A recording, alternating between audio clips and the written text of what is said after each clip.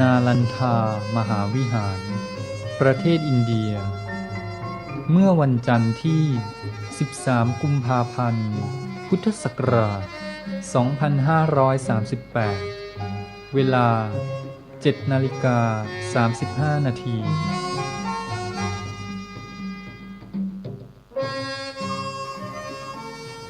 วันนี้ตั้งแต่เช้าเลยทีเดียวเราก็ได้ออกเดินทางมาเยี่ยมเยียนสถานที่สำคัญในพระพุทธศาสนาสำหรับวันนี้เราก็ได้มาณสถานที่ที่มีความสำคัญเป็นอย่างยิ่งเป็นหลักฐานแสดงถึงความรุ่งเรืองของพระพุทธศาสนาในอดีตทางฝรั่งเขาเรียกกันว่ามหาวิทยาลัยนาลันทา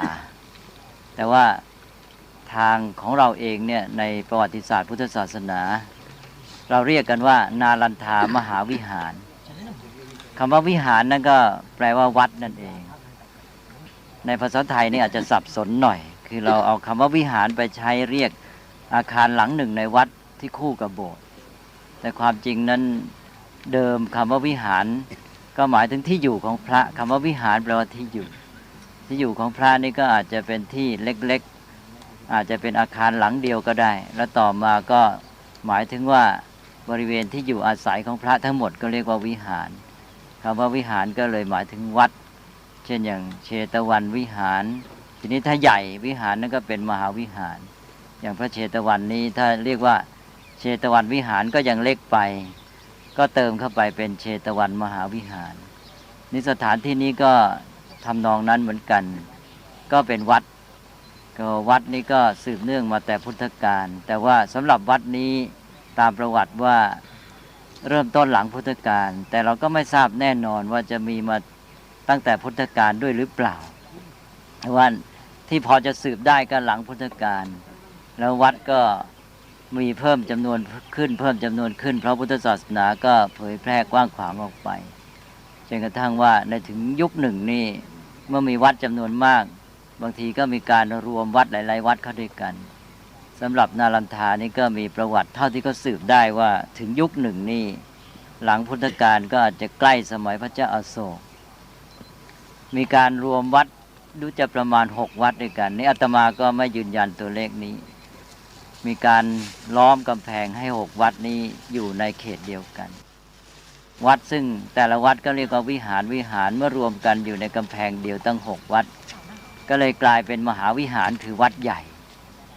นี่คำว่าวิหารมหาวิหารวัดใหญ่ก็หมายถึงการศึกษาที่เป็นแหล่งสำคัญไปด้วยเพราะว่าคำว่าวัดนั้นมีความหมายนอกจากเป็นสถานที่ทางศาสนาแล้วก็เป็นศูนย์กลางการศึกษาวัดในพระพุทธศาสนาทั้งหมดนั้นเป็นที่ฝึกฝนอบรมบุคคลให้มีความเจริญงอกงามก็หลักการของพระพุทธศาสนาก็เป็นการศึกษาอยู่แล้วเราก็ทราบกันดีว่าตัวข้อปฏิบัติทั้งหมดในพระพุทธศาสนานี่เรียกว่าสิกขาแปลว่าการศึกษาเพราะนั้นชีวิตของพระนี่อยู่ด้วยสิกขาเวลาพระบวชเข้ามานี่พระอุปัชฌาย์ท่านก็จะบอกว่าสีลังสัมมทัคขาตังสมาธิสัมมทัคขาโตปัญญาสัมมทัคขาตาแล้วก็จะบอกสรุปให้ทราบบอกว่าให้พระเนี่ยตั้งใจศึกษาตามสิกขา3ประการนี้ว่าสักกัจจังอธิศีลสิกขาสิกขิตภาอธิจิตสิกขาสิกขิตภาที่ปัญญาสิกขาสิกขิตภาเนี่ยนี่ชีวิตของพระพอเริ่มต้นบวชอุปัชฌาย์ก็บอกแล้วว่านะให้ตั้งใจนะให้ฝึกฝนอบรมศึกษาตามหลักอธิศีลอธิจิตอธิปัญญาชีวิตพระเป็นการศึกษาทั้งนั้นเพราะฉะนั้นวัดก็เลยกลายเป็นศูนย์กลางการศึกษาและยิ่งสมัยพุทธกาลด้วยมีทั้งภิกษุและภิกษุณีเพราะนั้นก็จึงถือว่าพระพุทธศาสนานี่ช่วยให้คนได้รับการศึกษาทั่วไปเป็นการศึกษามวลชนแล้วก็มีทั้งผู้หญิงผู้ชายสตรีก็มีโอกาสได้รับการศึกษาเป็นอย่างดีแล้วมีพระเถรีที่มีชื่อเสียงเป็นเอตทัคคะในด้านต่างๆเป็นธรรมกถึกเป็นพหูสูตรเป็นผู้ที่มีความรู้ความสามารถเป็นอักขรสาวิกามากมายอันนี้ก็เป็นประวัติศาสตร์พุทธศาสนาแล้วนอกจากนั้นที่สำคัญก็คือว่าการศึกษาในพุทธศาสนานี้เปิดโอกาสให้แก่ทุกวรรณะ ระพุทธเจ้าก็ตรัสไปแล้วบอกว่าจะเป็นคนวรรณะพราหมณ์กษัตริย์ก็ตามวรรณะพราหมณ์ก็ตามวรรณะแพทย์ก็ตามวรรณะสูตรก็ตามคือจะเป็นวรรณะผู้ปกครองหรือจะเป็นวรรณะผู้กระทำพิธีกรรมเป็นนักวิชาการหรือว่าจะเป็นพ่อค้าหรือว่าเป็นกรรมกรเป็นคนรับใช้อะไรต่างๆนี่เข้ามาบวชแล้วท่านเรียกว่าเป็นสมณะสักยบุตรเสมอกันทั้งหมดเพราะฉะนั้นพุทธศาสนานี้เปิดรับคนมาจากทุกชั้นวรรณะแล้วก็ให้ความเสมอภาคก็ทำให้ทุกคนมีโอกาสได้ศึกษาเล่าเรียนอันนี้เป็นการเปลี่ยนแปลงทางสังคมที่สำคัญเพราะว่าศาสนาพราหมณ์นี่เขาจะผูกขาดเรื่องการศึกษาอย่างที่กล่าวว่าพราหมณ์เท่านั้นเป็นผู้รักษาทรงพระเวทไว้เป็นผู้สืบต่อกันมาเป็นคัมภีร์ศักดิ์สิทธิ์ทีนี้วรรณะที่จะเรียนได้บ้างก็มีวรรณะกษัตริย์แล้วก็วรรณะรองลงไปก็วรรณะแพทย์ผู้พ่อค้าแต่วรรณะสูตรนี่ไม่มีโอกาสที่จะศึกษาเลยพวกนอกวรรณะคือจันทานนี่ไม่ต้องพูดถึงสำหรับคนวรรณะสูตรนี่ถ้าหากว่ามาแม้แต่เพียงฟังพระเวทเขาก็มีบทลงโทษไว้ในคัมภีร์มนูธรรมศาสตร์เป็นหนังสือกฎหมายตำรากฎหมายว่าให้เอาตะกั่วหลอมหยอดหูมัน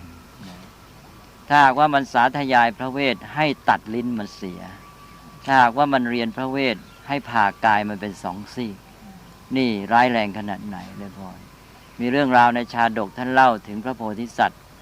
เกิดเป็นคนนอกวรรณะคือเป็นจันทานเขาอยากจะเล่าเรียนศึกษาสมัยก่อนพุทธกาลนั้นแหล่งการศึกษาสำคัญก็คือตักกศิลาเป็นดินแดนทิสาป่าโมกใครๆก็ไปเรียนกันที่นั่นเป็นพ่อค้าเป็นมหากษัตริย์เป็นเจ้าชายก็จะต้องพากันไปเรียนที่สำนักทิสาป่าโมกแต่เขาก็เปิดให้เรียนเฉพาะวรรณะสูงเท่านั้นพวกวรรณะสูตรเนี่ยไม่มีโอกาสได้เรียนวรรณะจันทานไม่ต้องพูดถึงทีนี้มีเรื่องราวที่กล่าวเมื่อกี้ว่าพระโพธิสัตว์ได้เกิดเป็นคนในวรรณะจันทานก็มีความใคร่ต่อการศึกษาอยากจะเรียนก็ไม่มีทางจะเล่าเรียนก็เลยปลอมตัวไปเข้าในสำนักทิสาป่าโมกเรียนไปก็มาถึงวันหนึ่งก็ไม่สามารถปิดบังชาติกำเนิดของตนได้คือว่าชาติกำเนิดนี่มันจะมีเกี่ยวกับเรื่องของวัฒนธรรมประเพณีชีวิตความเป็นอยู่แต่พื้นฐานเนี่ยเมื่อไปอยู่ร่วมกันเนี่ยมันจะปกปิดไม่ไหววันหนึ่งก็ปรากฏว่าเพื่อนจับได้พอเพื่อนจับได้ว่าเป็นคนจันทานมาร่วมสำนักเท่านั้นแหละเพื่อนที่เคยอยู่ร่วมกันรักใคร่กันดีก็กลับเป็นศัตรูทันทีเลยพร้อมกันจับตัวบ้อมซ้อมใหญ่เป็นการขับไล่ออกจากสำนักมาอันนี้ก็ให้เห็นว่าการศึกษาที่เป็นมาในศาสนาพราหมณ์นั้นมีการผูกขาดเหลือเกินด้วยลัทธิวรรณะเนี่ยพระพุทธเจ้าได้ทรงประกาศพระศาสนาตั้งคณะสงฆ์นี่จึงถือว่าเป็นการปฏิวัติสังคมที่สำคัญก็เปิดรับคนจากทุกวรรณะให้มีการศึกษาเสมอภาคการศึกษาก็ได้เจริญขึ้นด้วยอาศัยพระพุทธศาสนาเนี่ยก็เจริญเรื่อยสืบมาแล้วก็วัดนี่แหละก็คือศูนย์กลางการศึกษาเมื่อหลังจากพุทธกาลแล้วพุทธศาสนาเจริญขึ้นการศึกษาก็เจริญขึ้นด้วยอย่างที่กล่าวเมื่อกี้ว่าแหล่งกำเนิดของมหาวิทยาลัยนาลันทาก็คือวัดเล็กๆต่างๆที่มารวมกันเข้าที่มีการสร้างกำแพงล้อมรอบประมาณ6วัดรวมเป็นวัดเดียวก่อนก็กลายเป็นมหาวิหารแล้วต่อจากนั้นก็ขยายตัวขึ้นมาตามลำดับตามยุคตามสมัยอันนี้พระราชามหากษัตริย์ที่นับถือพุทธศาสนาเมื่อมีพระมาเล่าเรียนกันอยู่มากก็ทรงอุปถัมภ์บำรุงจนกระทั่งถึงยุคสมัยหนึ่งนี่พระมหากษัตริย์ก็ให้ทรงเก็บภาษีจากหมู่บ้านกี่หมู่บ้านอาตมาก็ไม่ได้จำแล้วตอนนี้คือไม่ได้ทบทวนบอกว่าให้เอาภาษีจากหมู่บ้านเหล่านั้นนะมาบำรุงมหาวิทยาลัยนาลันทานี้พระที่มาเล่าเรียนก็สะดวกสบายตั้งใจศึกษาเล่าเรียนกันเต็มที่มหาวิทยาลัยนาลันทาก็ขยายใหญ่โตจนกระทั่งเป็นสถาบันการศึกษานานาชาติเมื่อพระพุทธศาสนาเจริญรุ่งเรืองขึ้นแผ่ไพศาลไปตามประเทศต่างๆและมีอาณาจักรในดินแดนอื่นๆที่นับถือพุทธศาสนาก็จะมีพระสงฆ์จากประเทศเหล่านั้นเดินทางมาศึกษาที่นี่เช่นอาณาจักรศรีวิชัยปัจจุบันเป็นประเทศอินโดนีเซียแล้วก็เป็นมาเลเซียจนกระทั่งถึงตอนใต้ของประเทศไทย ถึงทางนครศรีธรรมราชล้วนแต่อยู่ในอาณาจักรศรีวิชัยตอนนั้นพุทธศาสนาเจริญรุ่งเรืองมากก็มีพระสงฆ์ที่เดินทางมาเล่าเรียนที่มหาวิทยาลัยนาลันทานี้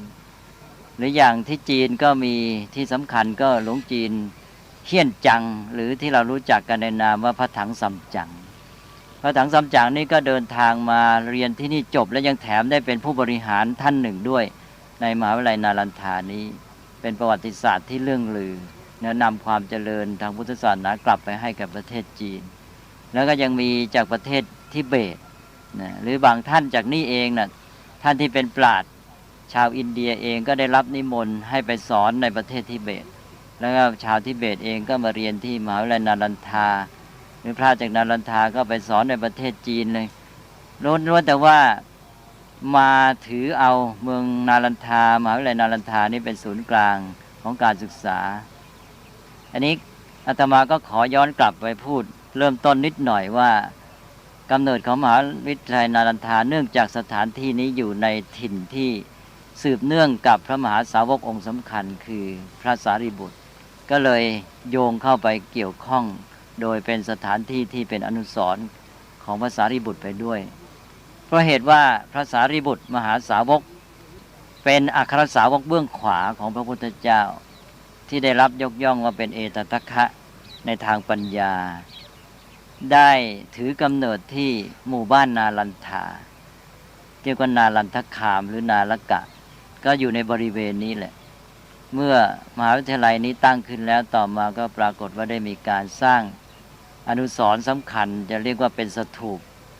หรือว่าเป็นเจดีย์หรืออะไรก็แล้วแต่ที่เราขึ้นไปเมื่อกี้นี้ที่สูงที่สุดนั่น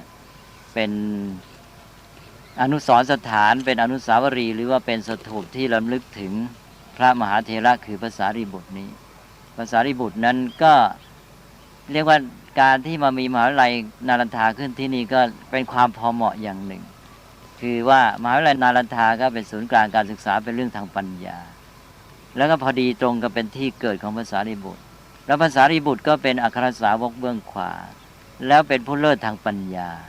ก็เลิศทางปัญญาก็เป็นผู้ที่ให้ความรู้เพราะฉะนั้นกิจกรรมของมหาวิทยาลัยนี้ก็สอดคล้องกับความเป็นเลิศของพระสารีบุตรเป็นแหล่งที่ให้ปัญญาสร้างปัญญาพระสารีบุตรนั้นก็ตั้งแต่ท่านยังดำรงชีวิตอยู่เนี่ยท่านเป็นผู้ที่มีลักษณะสำคัญอย่างหนึ่งก็คือว่าท่านเอาใจใส่การศึกษาเล่าเรียนให้การศึกษาอบรมอย่าลืมว่าพระสารีบุตรนี่แหละที่พระพุทธเจ้าทรงมอบหมายให้เป็นผู้บวชให้พระราหุลสามเณรราหุลเณรองค์แรกในพุทธศาสนาก็เป็นลูกศิษย์ของพระสารีบุตรพระสารีบุตรดูแลให้การศึกษาอบรมแล้วต่อมาถึงประวัติโดยทั่วไปพระสารีบุตรท่านก็เอาใจใส่ดูแลไปพบเด็กยากจนนะท่านก็ชวนเอามาบวชเป็นเณรดูแลให้การศึกษานี่แสดงถึงลักษณะของพระสารีบุตรที่ท่านช่วยเหลือพวกเด็กๆให้มีการศึกษาอันนี้เป็นวัตถปฏิบัติที่เราน่าจะนำมาใช้เป็นตัวอย่างเหมือนกันพระสงฆ์ที่เป็นอัครสาวกของพระพุทธเจ้าท่านเอาใจใส่เรื่องการศึกษาของเด็กและเยาวชนในรูปที่เป็นเณรไปเอาเด็กๆมาบวชเณรเด็กที่ยากจนอะไรต่างๆท่านก็ดูแลก็เรียกว่าตั้งแต่เด็กลูกเจ้าคือพระราหุลไปจนกระทั่งถึงเด็กยากจนที่ท่านไปพบไม่ค่อยมีเสื้อผ้าจะนุ่งท่านก็เอามาบวชแล้วก็ให้การศึกษาอันนี้เป็นจริยาวัดที่เป็นแบบอย่างของพระสารีบุตรและมหาวิทยาลัยแห่งนี้ก็เรียกได้ว่าเป็นอนุสรณ์สำหรับพระสารีบุตรนี่หวนกลับมาถึงเรื่องของมหาวิทยาลัยนาลันทาต่อมามหาวิทยาลัยนาลันทานี้ได้เจริญรุ่งเรืองสืบต่อมาเรื่อยจนกระทั่งว่าเป็นสัญลักษณ์แห่งยุคสมัยของพระพุทธศาสนาก็ว่าได้คือเรามองความเจริญความเสื่อมของพระพุทธศาสนาในอินเดียนี้โดยสัมพันธ์กับประวัติของมหาวิทยาลัยนาลันทาเจริญมาเป็นมหาวิทยาลัยที่เก่าแก่ที่สุดถ้าจะเทียบกับทางยุโรป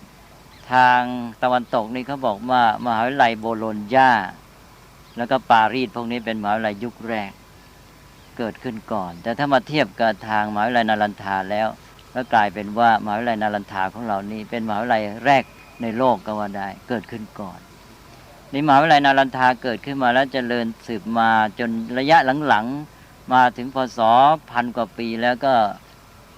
มีมหากษัตริย์ที่มีความเลื่อมใสในพุทธศาสนาและต้องการทนุบำรุงการศึกษาก็ได้มีการสร้างมหาวิทยาลัยพุทธศาสนายุคหลังขึ้นมาอีกหลายแห่งด้วยกันซึ่งท่านมหาบุญธรรมก็ได้ออกชื่อให้โยมฟังแล้วเช่นมหาวิทยาลัยวิกรมศิลาโอทันทปุระอะไรเป็นต้นชคัทธละวาเรนทรีอะไรพวกนี้มีหลายแห่งมีมหาวิทยาลัยอีกแห่งหนึ่งที่เป็นคู่กันกับมหาวิทยาลัยนารันทานี้แต่ก็ไม่ได้มีชื่อเสียงเท่าคือมหาวิทยาลัยนารันทานี้อยู่มาสมัยหลังนี่พุทธศาสนาเจริญขึ้นก็มีการแยกตัวเป็นเถรวาทและก็มหายานที่เราเรียกกันว่าหินยานและมหายานก็ปรากฏว่ามหาวิทยาลัยนารันทานี้ได้กลายเป็นมหาวิทยาลัยที่เน้นหนักในการศึกษาพุทธศาสนาฝ่ายมหายานไปมหาวิทยาลัยอีกแห่งหนึ่งที่อยู่ทางริมทะเลอาตมาตอนนี้นึกชื่อไม่ทันท่านมหาบุญธรรมนึกออกไหมฮะมหาวิทยาลัยที่เน้นทางมหาเถรวาทไม่ใช่ยุคก่อนคือคู่กันกับนารันทาเนี่ยมีมหาวิทยาลัยพุทธศาสนาอีกแห่งหนึ่งที่เป็นฝ่ายเถรวาทอาตมานึกไม่ทันตอนนี้เอาไว้ติดประโยชน์ติดก่อนเพราะว่ามันนานๆก็ลืมไปชื่อต่างๆนึกออกบ้างนึกไม่ออกบ้างแต่ก็เป็นอันว่ามหาวิทยาลัยอีกแห่งหนึ่งเนี่ยไปทางเถรวาทในขณะที่นารันทานี่ได้เน้นหนักไปทางมหายานทีนี้มหายานก็เจริญรุ่งเรืองที่นี่เราก็รู้กันว่าพุทธศาสนาฝ่ายเถรวาทนั้นต่อมาก็ค่อยๆเสื่อมไปจากอินเดียแล้วก็ไปตั้งศูนย์กลางใหญ่อยู่ที่ศรีลังกาแม้แต่พุทธศาสนาในประเทศไทยสมัยพ่อขุนรามคำแหงมหาราชก็ได้ไปจากประเทศศรีลังกาจนกระทั่งเราเรียกกันว่าเป็นลังกาวงศ์ส่วนพุทธศาสนาแบบเดิมที่เป็นจากสมัยพระเจ้าอโศกที่ไปถึงประเทศเราโดยทางนครปฐมอะไรนั้นก็เลือนลางจางลงไปก็ได้อาศัยสายใหม่ก็คือสายศรีลังกานี้เข้าไปเป็นสายปัจจุบันนี่เป็นอันว่าพุทธศาสนาสายเถรวาทนี้ก็เสื่อมไปจากประเทศอินเดียในยุคหลังก็มีแต่พุทธศาสนาฝ่ายมหายานนี้รุ่งเรืองอยู่แล้วพุทธศาสนาฝ่ายมหายานเมื่อรุ่งเรืองต่อมายุคหลังนี้ก็จะมีการผสมผสานกับศาสนาฮินดูคือว่าหลังพุทธกาลแล้วนี่ศาสนาพราหมณ์ได้ปรับปรุงตัวเป็นการใหญ่เพราะว่าการเจริญขึ้นของพุทธศาสนานี้กระทบกระเทือนต่อศาสนาฮินดูหรือพราหมณ์เก่านั้นมากจนกระทั่งเห็นว่าตัวเองจะอยู่ไม่ไหวก็มีการปรับปรุงตัวการปรับปรุงตัวของศาสนาพราหมณ์ก็วิธีหนึ่งก็คือมาเอาหลักธรรมคำสอนมาจากพุทธศาสนาเราจะเห็นว่าในบางคัมภีร์แม้แต่คัมภีร์มหาภารตะที่เป็นคัมภีร์สำคัญมากของฮินดูจะเอาหลักคำสอนเช่นในพระธรรมบทไปใส่ไว้ด้วยนะเราจะไปอ่านคัมภีร์พระควัตคีตาขออภัยพระควัตคีตาที่เป็นคัมภีร์สำคัญของเวทานตะของศาสนาฮินดูยุคหลังเนี่ยจะพบคาถาเห็นได้ว่าเอาไปจากพระพุทธศาสนาจากคาถาธรรมบทนอกจากเอาคำสอนไปแล้วก็ยังมีการตั้งวัดและคณะสงฆ์ขึ้นมาเรียนแบบพระพุทธศาสนาคนที่ทำอย่างนี้ก็คือสังฆราจารย์เนี่ยมีเล่ากันว่าเคยเรียนที่มหาวิทยาลัยนารันทาด้วยถ้าเป็นจริงอย่างนั้นก็น่าสันนิษฐานว่าคงจะเป็นการเรียนโดยมีแผนการ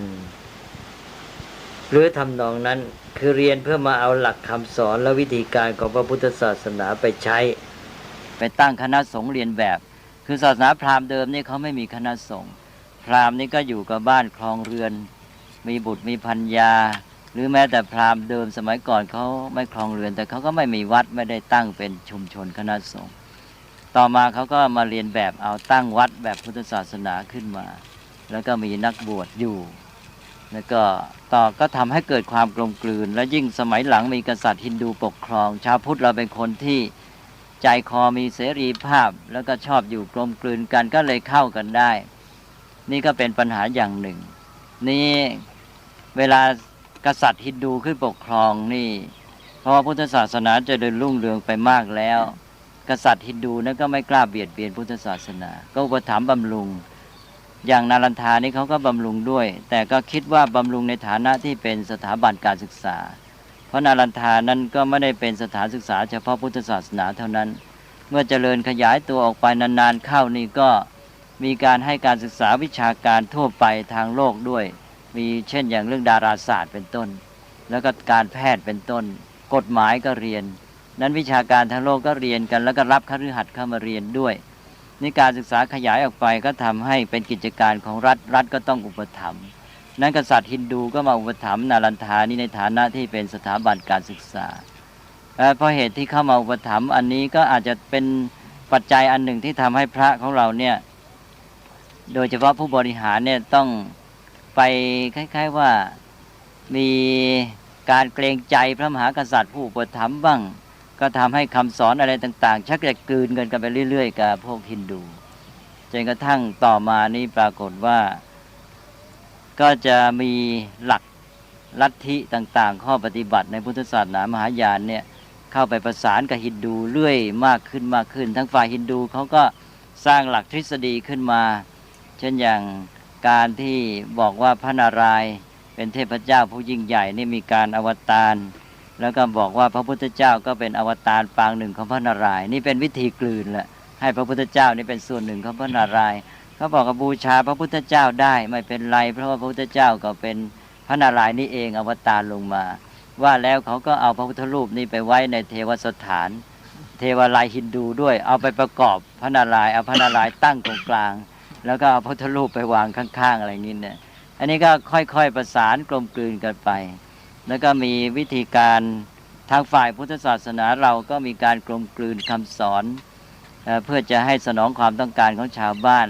มีการสร้างลัทธิพระโพธิสัตว์ขึ้นมามีพระโพธิสัตว์ต่างๆมีพระอวโลกิเตศวรพระมัญจุสรีเป็นต้นเนี่ยต่อมาพระโพธิสัตว์นี้ก็ทำให้เกิดลัทธิที่มีการอ้อนวอนมีการขออำนาจดลบันดาลก็คล้ายๆกับเทพในศาสนาพราหมณ์มากขึ้นทุกทีก็เลยความกลมกลืนก็มากขึ้นจนกระทั่งว่าต่อมานี้ก็ถึงกับมีลัทธิ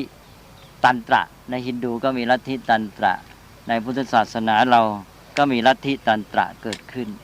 ก็เป็นพุทธศาสนาที่เราถือว่ายุคที่เสื่อมแล้วตันตระนี่ก็เกิดขึ้นประมาณสักตันตระนี่เกิดขึ้นประมาณสักพ.ศ. ประมาณ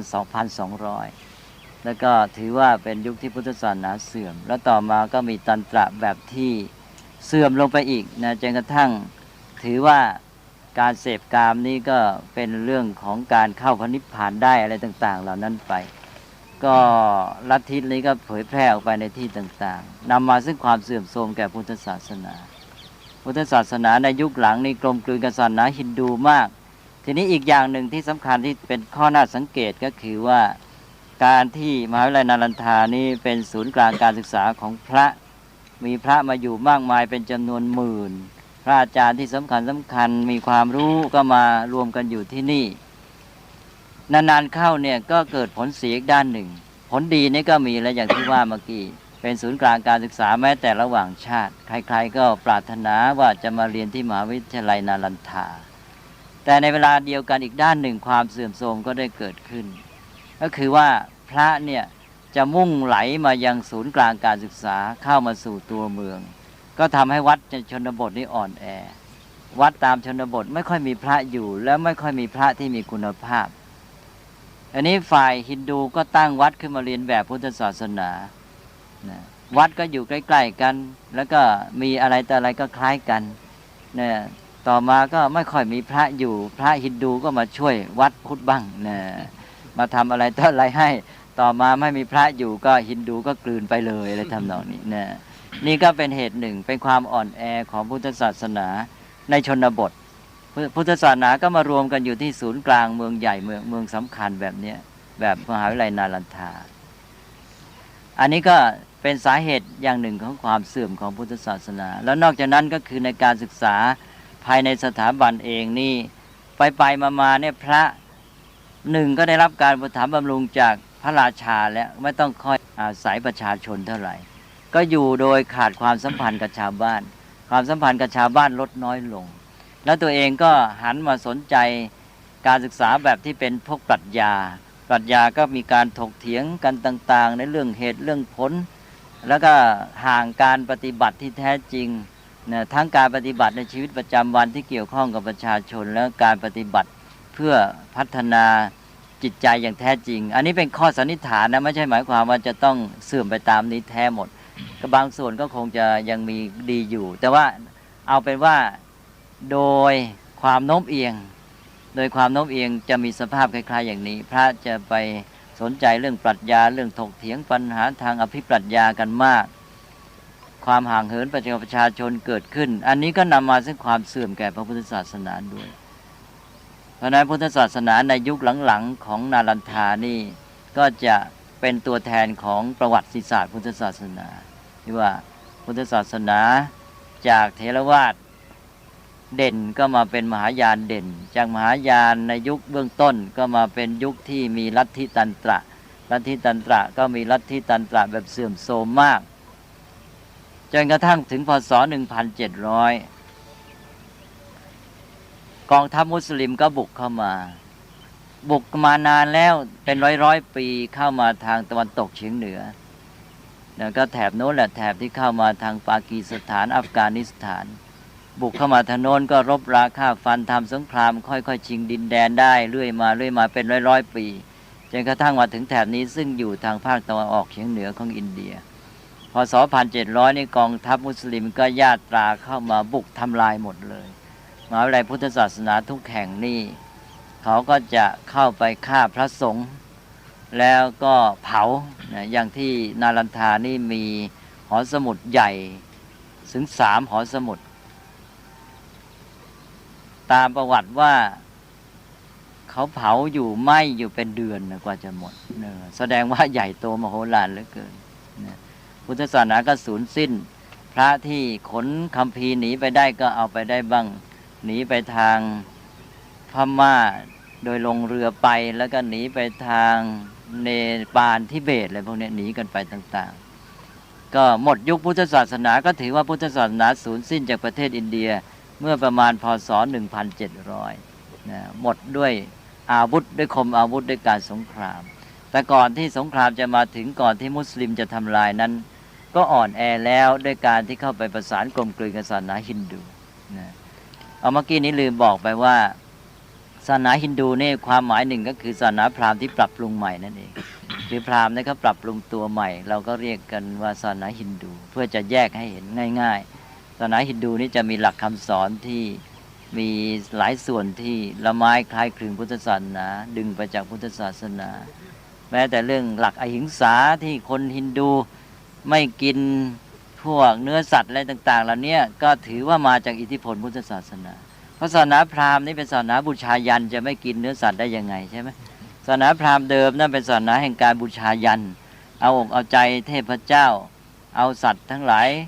มาฆ่าเนี่ยเช่นเอาแพะ100แกะ100วัว100เนี่ยอย่างสมัยพุทธกาลนี่มีเรื่องในพระสูตรหลายพระสูตรพระพุทธเจ้าเสด็จไปที่โน่นที่นี่เจอพระมหากษัตริย์บ้างแม้แต่พระเจ้าประเสนที่โกศลที่มีชื่อในประวัติศาสตร์พุทธศาสนาหรือเจอพราหมณ์ผู้ใหญ่บ้างกำลังเตรียมประกอบพิธีบูชายันเอาสัตว์ต่างๆจำนวนอย่างละ500เนี่ยมาผูกมามัดไว้พระพุทธเจ้าก็เสด็จเข้าไปแล้วก็ทรงสนทนาไต่ถามแล้วก็ทรงสอนคำสอนที่ทำให้เขาเปลี่ยนความเชื่อถือเลิกบูชายันนะแก้มัดพวกสัตว์เหล่านั้นออกไปอย่างนี้เป็นต้นนี่ก็มีเรื่องราวมาในพระสูตรแต่ว่ามาในสมัยหลังนี่ศาสนาฮินดูกลายเป็นศาสนาที่คนไม่กินเนื้อสัตว์นะก็เพราะอิทธิพลพุทธศาสนาอาจจะเป็นได้ว่าพยายามแข่งกับพุทธศาสนาให้เห็นว่าโอ้พุทธศาสนานี่สอนหลักการไม่เบียดเบียนนะฉันยิ่งกว่าพวกท่านอีกอะไรทำนองนี้ทำได้ยิ่งกับท่านเป็นการแข่งอันนี้ก็เป็นเรื่องของประวัติศาสตร์คงจะต้องสืบสาวกันเยอะแต่ว่าจากความเป็นมาที่เท่าที่มองเห็นก็เป็นอย่างนี้แหละก็เป็นอันว่าพุทธศาสนาก็หมดไปจากดินแดนประเทศอินเดียถือว่าสูญสิ้นไปเลยที่มีขึ้นในปัจจุบันนี้เป็นการรื้อฟื้นขึ้นใหม่ก็เข้ามาจากประเทศอื่นๆมาจากประเทศลังกาบ้างอย่างท่านอนาคาริกธรรมปาละนี่เข้ามาฟื้นฟูพุทธคยาอีพุทธคยาตอนที่ชาวพุทธจะมานมัสการใหม่เนี่ยมันหมดสภาพไปแล้วไปตกอยู่เป็นที่ที่ชาวฮินดูยึดครอง นักบวชฮินดูเขายึดครองไว้หมดเลยอนาคาริกธรรมปาละต้องมาต่อสู้อยู่เป็นเวลานานและใช้กำลังใช้ความสามารถความอดทนความเพียรเป็นอย่างมากนั้นพุทธศาสนานี่เป็นอันว่าในอินเดียนี่หมดไปแล้วก็มาฟื้นฟูกันใหม่นี่เรื่องของนาลันทานี่ก็จึงเป็นทั้งหลักฐานที่แสดงความเจริญรุ่งเรืองและความยิ่งใหญ่ของพุทธศาสนาพร้อมกันนั้นก็เป็นเครื่องแสดงถึงความสูญสิ้นของพุทธศาสนาด้วยเพราะว่าที่นี่ก็ถูกชาวมุสลิมเผาอย่างที่ว่าเมื่อนาลันทาสลายหมดแล้วก็พุทธศาสนาก็หมดไปจากดินแดนประเทศอินเดียในการสูญสิ้นของพุทธศาสนานี่เป็นเครื่องเตือนใจชาวพุทธว่าประการหนึ่งที่จะรักษาพระศาสนาไว้ได้ก็คือพุทธบริษัท4ของเราเนี่ยจะต้องมีความมั่นคงในหลักการของพุทธศาสนาและจะต้องมีส่วนร่วมรับผิดชอบในพระศาสนาและจะต้องยึดถือในหลักการอย่างสำคัญเวลานี้ที่น่าเป็นห่วงก็คือจะมามีความรู้สึกคล้ายๆแบ่งกันเช่นเหมือนกับว่าคนที่จะต้องรับผิดชอบพระพุทธศาสนาก็คือพระเวลาพระทำอะไรไปแล้วโยมก็บอกพุทธศาสนานี่ยังไงพระไม่ดีไม่ได้ความไม่น่านับถือก็พาลจะเลิกนับถือพุทธศาสนาหาได้คิดไหมว่าพระพุทธศาสนาเป็นของบริษัท4พระท่านเสียเรายังอยู่นี่โยมยังอยู่คฤหัสถ์ยังอยู่อุบาสกอุบาสิกายังอยู่อุบาสกอุบาสิกาก็ต้องรักษาพุทธศาสนายามใดที่พระสงฆ์เพลียงพล้ำอุบาสกอุบาสิกาจะต้องเป็นหลักกลับมาช่วยฟื้นฟูรักษาพระพุทธศาสนาไว้คติอย่างหนึ่งก็คือการที่วางท่าทีต่อสถานการณ์พุทธศาสนาให้ถูกต้องเวลาเกิดเหตุการณ์ที่ไม่ดีขึ้นมาเนี่ยชาวพุทธจะต้องมองอีกแบบหนึ่งคือจะต้องมองว่าพุทธศาสนานี่เป็นสมบัติของชาวพุทธเป็นสมบัติของประเทศชาติของเราท่านได้มีคุณประโยชน์ทำคุณให้แก่ประเทศชาติสังคมของเรามาทำให้สังคมของเรามีวัฒนธรรมมีความเจริญรุ่งเรืองมีสันติสุขมานานแล้วบัดนี้พุทธศาสนาของเราตกต่ำมีปัญหาเกิดขึ้นมีปัญหาแล้วเราชาวพุทธจะต้องช่วยเหลือกันเนี่ยตอนนี้เราจะช่วยพระพุทธศาสนาของเราอย่างไรเวลานี้ปัญหาจะเป็นแบบนี้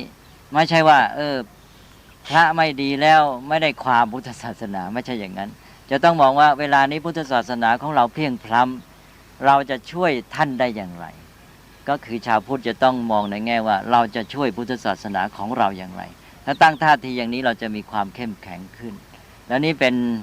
ความเป็นมาในอดีตท่าทีของชาวพุทธจะต้องเป็นอย่างนี้เราจะรักษาพุทธศาสนาได้นี้ในการที่จะรักษาพุทธศาสนานั้นนอกจากมีจิตสำนึกมีความรับผิดชอบร่วมกันมีความรู้สึกร่วมเป็นเจ้าของด้วยแล้วก็คือว่าตัวเองจะต้องมีคุณสมบัติพระพุทธเจ้าก็ตรัสหลักไว้ให้นี่ในมหาปรินิพพานสูตรพระองค์ก็ตรัสว่าพระองค์จะปรินิพพานต่อเมื่อพุทธบริษัททั้ง4ไม่ว่าจะเป็นภิกษุก็ตามภิกษุณีก็ตามอุบาสกก็ตามอุบาสิกาก็ตามทั้ง4เลยนะเลยเพราะไม่ใช่เฉพาะพระสงฆ์มีคุณสมบัติ3ข้อต่อไปนี้คือ1โดยส่วนตัวจะต้องมีความรู้เข้าใจหลักธรรมคำสอนของพระพุทธเจ้าถูกต้องรู้เข้าใจถูกต้องแล้วก็ปฏิบัติถูกต้องนี่ส่วนตัวเองเนี่ยมี2ตอนคือ1รู้เข้าใจ2ปฏิบัติได้ถูกต้องทั้งรู้ทั้งเข้าใจและทั้งปฏิบัติด้วยนี่ต่อไปข้อที่2ในความสัมพันธ์กับผู้อื่นก็คือว่ามีความรู้เพียงพอและมีเมตตาธรรมมีความเผื่อแผ่มีน้ำใจที่จะแนะนำสั่งสอนธรรมะนั้นแก่ผู้อื่นด้วยนะเช่นว่าเป็นคุณพ่อคุณแม่ก็เอาธรรมะไปสั่งสอนลูกอบรมลูกเป็นครูอาจารย์ก็สั่งสอนลูกศิษย์เป็นเพื่อนก็แนะนำแก่เพื่อนเป็นผู้ใหญ่ก็แนะนำกับผู้น้อยแก่ผู้ใต้บังคับบัญชาเป็นต้นอันนี้ก็จะช่วยทำหน้าที่ต่อสังคมต่อพุทธศาสนาหน้าที่ประการที่2ก็เป็นอันว่าทำหน้าที่ต่อผู้อื่นด้วยการที่ว่ามีน้ำใจและมีความสามารถที่จะแนะนำให้ความรู้ธรรมะแก่เขาได้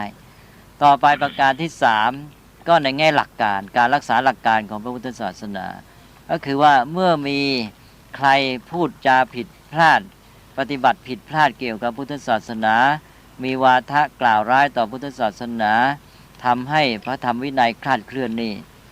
ต้องสามารถที่จะชี้แจงแก้ไขได้ท่านเรียกว่ากำราบปรับประวาทได้ อันนี้เป็นการรักษาหลักการเนี่ย3อย่างนี้แหละพุทธบริษัททุกคนถือว่ามีหน้าที่จะต้องศึกษาจนมีคุณสมบัติอย่างนี้ขอย้ำอีกทีหนึ่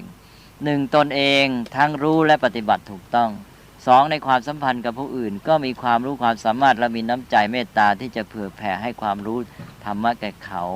และ3ในแง่หลักการก็สามารถรักษาหลักการของพุทธศาสนาชี้แจงแก่ผู้ที่มาพูดกล่าวร้ายหรือแสดงความเข้าใจที่คลาดเคลื่อนต่อพุทธศาสนาได้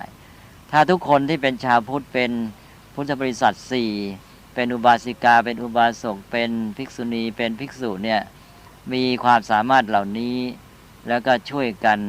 รับผิดชอบก็จะสามารถรักษาพุทธศาสนาไว้ได้แน่นอนเราจะไม่มีปัญหาแต่ว่าเมื่อไรความเสื่อมเกิดขึ้นนี่เข้ามาจนถึงจุดศูนย์กลางก็คือพระพุทธศาสนาที่มาเป็นส่วนของพระเองก็พลอยคลาดเคลื่อนหรือว่าพระเองไม่มีคุณสมบัติเมื่อนั้นพุทธศาสนาก็จะมีความเสื่อมโทรมลงไปและความเสื่อมนี้จากที่นารันทานี้เราจะเห็นได้ว่าความเสื่อมนี้เข้ามาถึงตัวแกนกลางเลยศูนย์กลางของพุทธศาสนาพระสงฆ์ไม่มั่นคงในหลักการของตนเองจนกระทั่งว่าเข้าไปกลมกลืนกับลัทธิศาสนาอื่นก็ทำให้พุทธศาสนาเสื่อมโทรมลงไปเพราะนั้นการที่พุทธศาสนาเสื่อมจากอินเดียเนี่ยเราต้องมองหลายปัจจัยเนี่ยอาตมาก็ยกมาให้เห็นเพียงบางอย่างนะว่าจุดสำคัญตัดสินสุดท้ายคือสงครามจากการทำลายของชาวมุสลิมแต่ว่าก่อนหน้านั้นก็คือความผุกร่อนความโทรมของพุทธศาสนาเองจากการที่เข้าไปกลมกลืนกับศาสนาฮินดูแล้วก็วัดปฏิบัตินะการรู้เข้าใจและการประพฤติตามหลักคำสอนและความสัมพันธ์ระหว่างชาวพุทธอันนี้ก็สำคัญมากพุทธบริษัท4นี่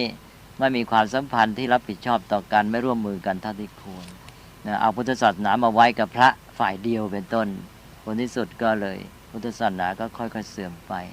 วันนี้เรามาในสถานที่นี้คือมหาวิทยาลัยนารันทาก็โยมก็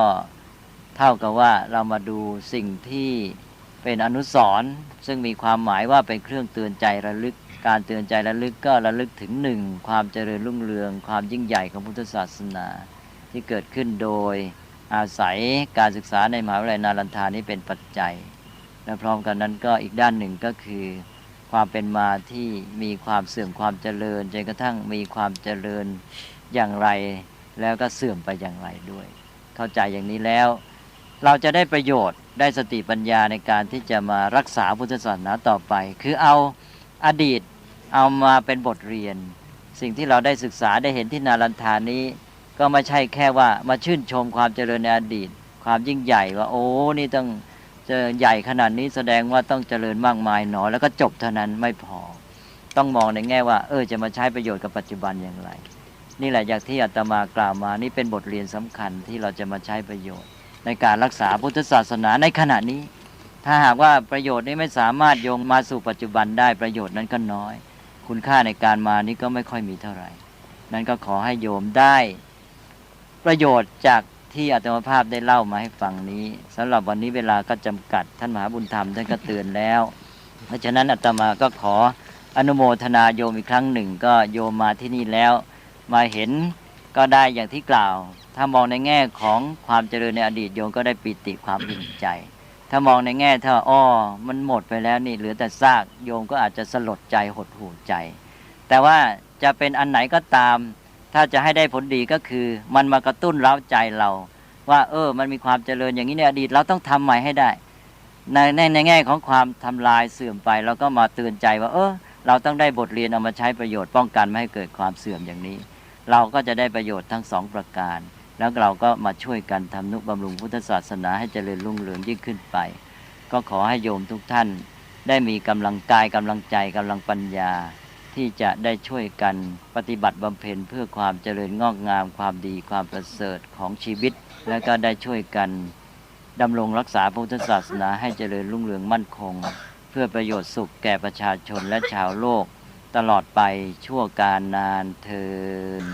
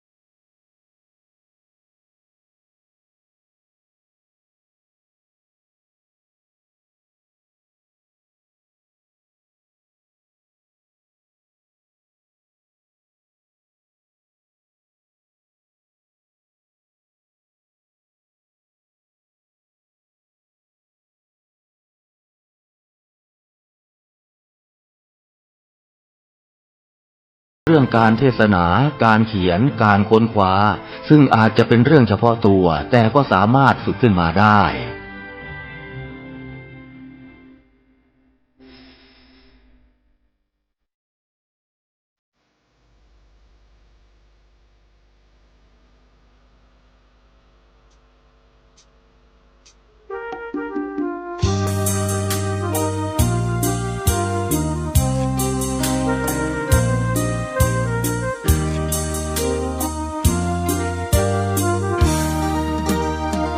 กราบเท้าคุณพ่อ